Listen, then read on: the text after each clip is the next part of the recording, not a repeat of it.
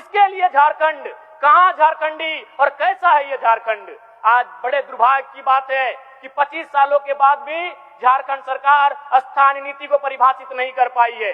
आज पूरे राज्य को मालूम है कि वर्तमान की सरकार रघुवर दास जी की 1985 की नीति के खिलाफ जाकर बनाई गई थी। जन जन को यह कहा गया था कि 1985 की नीति झारखंड की हितकारी नहीं है। तो आज पूछना चाहता हूं, कहां है झारखंड की स्थानीय नीति। अध्यक्ष महोदय, जब स्थानीय नीति की बात आती है तो भ्रम फैलाया जाता है कि जो लोग इस राज्य के बाहर के हैं उन्हें इस राज्य के बाहर जाना पड़ेगा। बिल्कुल ये भ्रामक बात है अध्यक्ष महोदय। स्थानीय नीति का मतलब ये नहीं होता है कि जो अन्य राज्यों के वे लोग बाहर चले जाएंगे। स्थानीय नीति का मतलब होता है कि राज्य सरकार की सुविधाओं का लाभ किसे मिलेगा। उदाहरण के लिए अध्यक्ष महोदय, महाराष्ट्र में अगर मराठी भाषा का संरक्षण होगा तो ये समझ में आता है, लेकिन महाराष्ट्र में अगर संथाली, कुड़माली, खोरठा भाषा, नागपुरी भाषा का संरक्षण मांगा जाए तो इसका औचित्य नहीं बनेगा।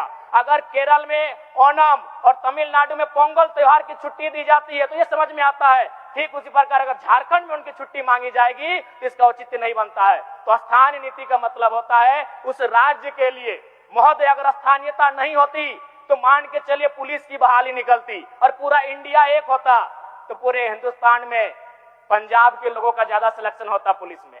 और अगर पंजाब के लोग अगर अरुणाचल प्रदेश चले भी जाते पुलिस की बहाली में तो क्या विधि व्यवस्था का संचालन हो पाता। ठीक उसी प्रकार अगर पूरे राज्य में शिक्षकों की बहाली होती और स्थानीयता का मानक नहीं रहता तो केरल के लोग पूरे देश में जाके टीचर बनते। और यदि कोई केरल का शख्स नागालैंड में जाके टीचर बन भी जाए तो क्या बच्चों को पढ़ा पाएगा। इसलिए नागरिकता तय करना देश का काम होता है, लेकिन स्थानीयता तय करना